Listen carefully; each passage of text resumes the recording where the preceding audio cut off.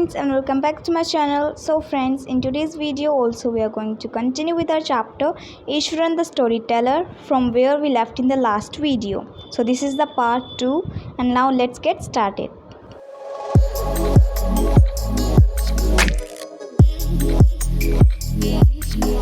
So guys, हमने last time कहाँ पे लेफ़्ट किया था, जब ईश्वरन ने जो है एलिफेंट को एक ज़ोर से स्टिक मार के वहीं पे उसे बेहोश कर दिया था। और महेंद्र ने पूछा था कि तुमने वो कैसे किया, तो उसने बताया कि मैंने जापानीज स्टिक यूज़ की और इससे वो बेहोश हो गया। कुछ देर के लिए उसका नर्वस सिस्टम काम करना बंद हो गया। नाउ अब हम स्टार्ट करते हैं from the next paragraph. Not a day passed without Ishwaran recounting some story packed with adventure, horror and suspense. Whether the story was credible or not, Mahendra enjoyed listening it to because of the inimitable way in which it was told. Ishwaran seemed to be more than make up for the absence of a TV in Mahendra's living quarters. So, एक भी दिन पास नहीं हुआ जब ईश्वरन ने पहले elephant वाली जो है वो स्टोरी सुनाई थी। उसके बाद में ईश्वरन जो है एक भी नहीं दिन जाता था जो वो अलग अलग नई नई स्टोरीज़ महेंद्र को सुनाता था। जो स्टोरीज़ थी वो कैसे किससे रिलेटेड हो रही थी, एडवेंचर, हॉरर और सस्पेंस। तो ऐसे बहुत सारी स्टोरीज़ ईश्वरन जो है महेंद्र को सुनाता था। देन वो स्टोरी चाहे कैसी भी हो, चाहे वो अच्छी हो चाहे बुरी हो, महेंद्र को अच्छी लगती हो या नहीं लगती हो, लेकिन महेंद्र को फिर भी एन्जॉय मीन्स मज़ा आता था उसको लिसन करने में, क्योंकि ईश्वरन जो उसका वे था बताने का, स्टोरीज़ को नरेट करने का, वो बहुत ही अच्छा था। Because he would use his eyebrows and gestures from his hands to make it so attractive. And Iswaran जो था वो टीवी की तरह था महेंद्र के घर पे। मतलब जैसे टीवी को हम देखते रहते हैं तो अब हम बोर नहीं होते, तो इसी तरीके से ईश्वरन भी था। और ईश्वरन जो है महेंद्र के लिए एक टीवी की तरह था जो पूरे दिन चलते रहता था और उसे बोर नहीं होने देता था। और जैसे टीवीज़ में स्टोरीज़ आती है उसी तरीके से ईश्वरन भी महेंद्र को स्टोरी सुनाता रहता था।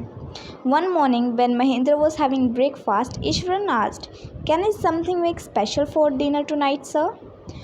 After all, today is an auspicious day. According to our tradition, we prepare various delicacies to feed the spirits of our ancestors today, sir."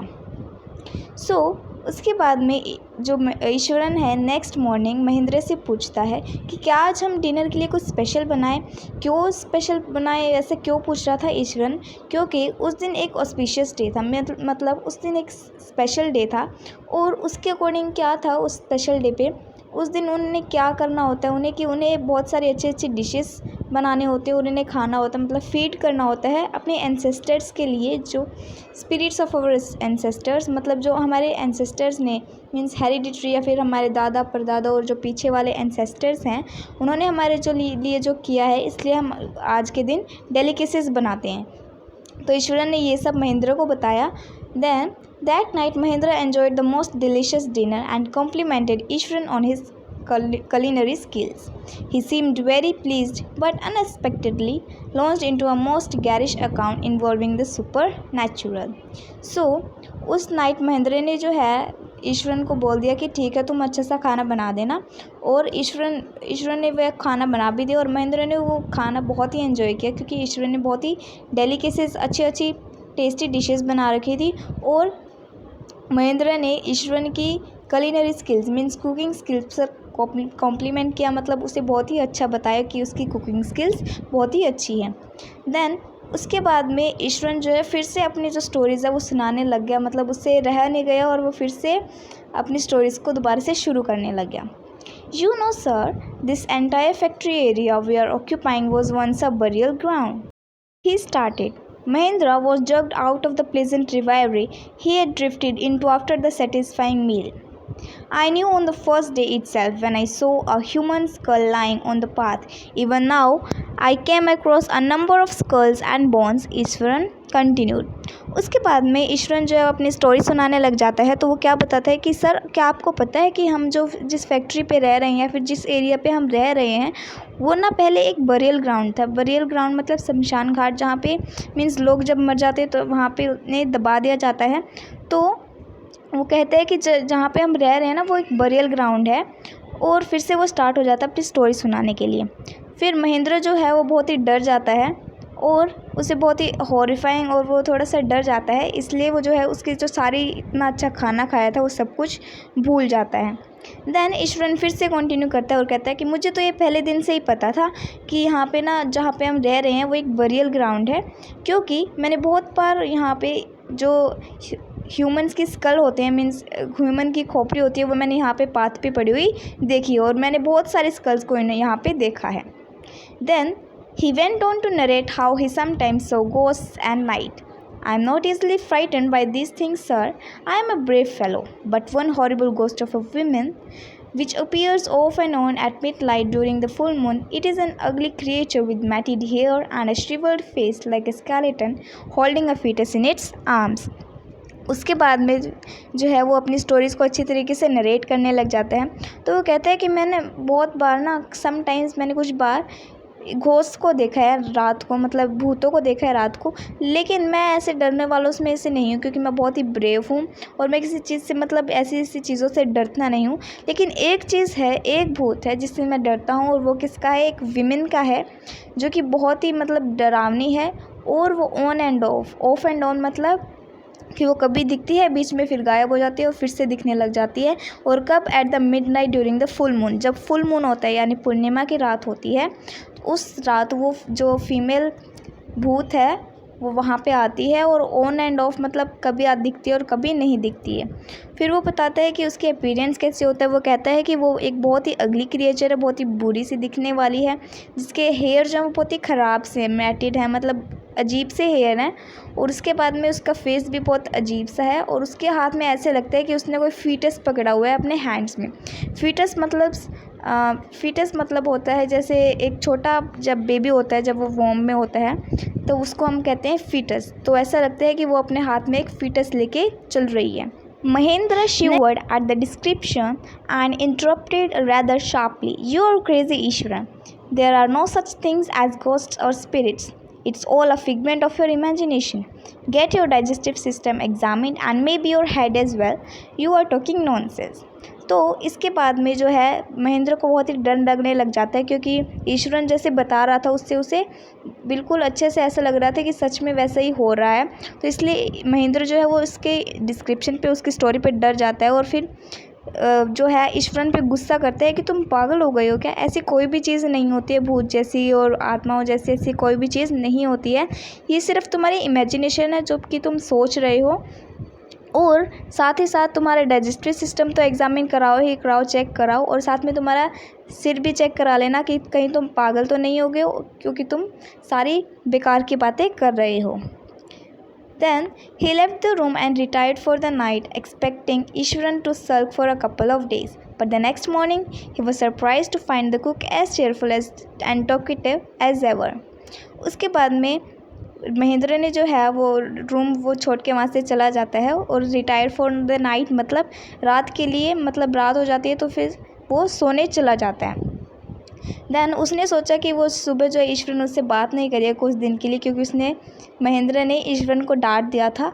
लेकिन वो बहुत ही सरप्राइज़ होता है सुबह देख के कि ईश्वरन जो पहले जैसा था वैसा ही है, जैसे वो चीयरफुल रहता था, मज़े में रहता था और कितना बोलता था, आज भी वो वैसा ही था, और उसके डांटने के बावजूद भी ईश्वरन वैसा कि वैसा ही था। Next is from that day on Mahendra for all his brave talk went to bed with a certain unease. उसके बाद में जब ईश्वरन ने उसे स्टोरी सुनाई महेंद्र को, उसके बाद महेंद्र को जो है वो थोड़ा थोड़ा डर लगने लग जाता है उस टाइम पे, और जब वो अपने बेड पे जाता था तब उसे थोड़ा सा अनईज़, मतलब अजीब सा लगता था, थोड़ा सही नहीं लगता था, कंफर्टेबल नहीं लगता था, क्योंकि ईश्वरन ने उसे एक बहुत ही हॉरर स्टोरी बता दी थी और वो सोचता था कि वो रियल में भी हो सकती है, तो इसलिए वो उसे थोड़ा सा अनकंफर्टेबल लगता था। Every night he peered into the dark outside through the window next to his bed, trying to make sure that there was no movement of dark shapes in the vicinity. But he could only see a sea of darkness with the twinkling lights of the factory miles away. उसके बाद में जब महेंद्र ने जो ईश्वरन की story सुनी, उसके बाद में वो हमेशा चेक करके सोता था कि कहीं कुछ बार है तो नहीं जो कि मेरे बेड के पास है, या फिर वो मतलब श्योरिटी रखता था कि कहीं पे कोई मूवमेंट तो नहीं हो रही है, कोई सच में भूत तो नहीं आ गया है, तो वो बाहर ऐसे देखता रहता था। लेकिन जो है थोड़ी सी लाइट्स की, फैक्ट्री की लाइट्स के अलावा उसे और कुछ भी नहीं दिखता था, क्योंकि बहुत ही रात होती थी तो इसलिए उसे और कुछ भी नहीं दिखता था। Then he had always liked to admire the milk-white landscape on full moon nights. But after hearing Ishwaran's story of the female ghost, he avoided looking out of the window altogether when the moon was full. उसके बाद में वो कहता है, poet writer हमें बताता है कि जो महेंद्र है उसे फुल मून लाइट्स को, मतलब पूर्णिमा की रात को बाहर मून को देखना बहुत ही अच्छा लगता था, बाहर का सीन उसे देखना बहुत ही अच्छा लगता था।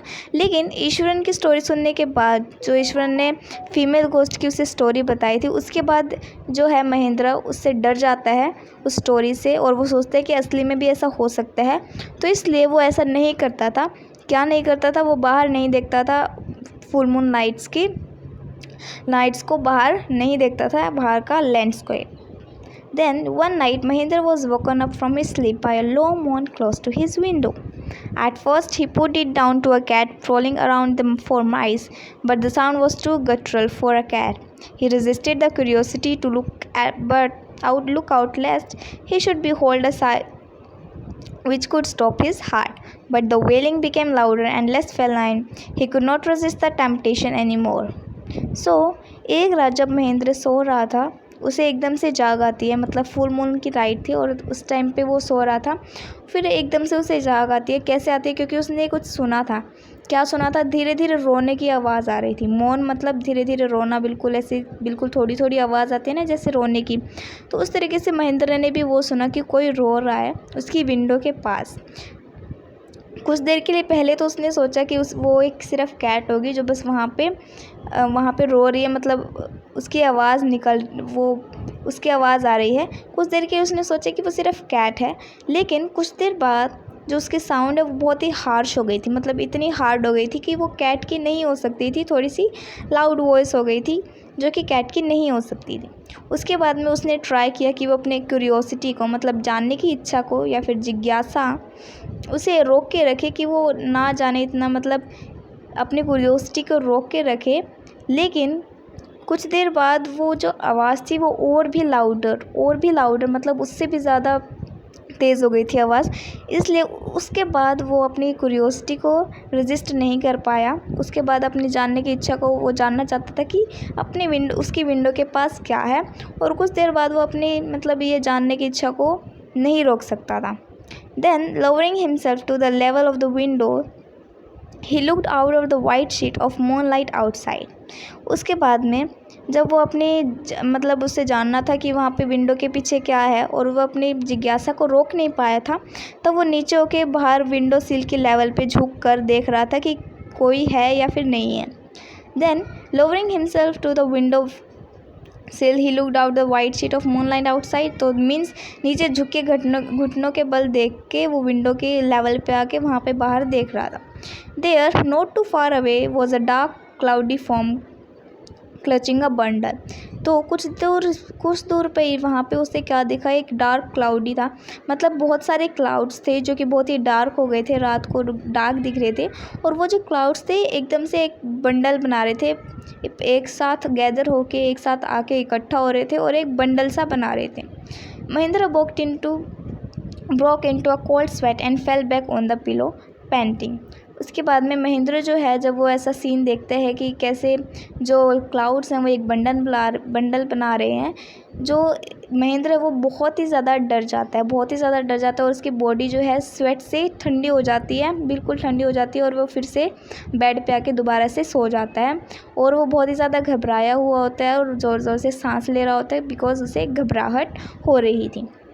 Then, as he gradually recovered from the ghastly experience, he began to reason with himself and finally concluded that it must have been some sort of auto-suggestion, some trick that his subconscious had played on him.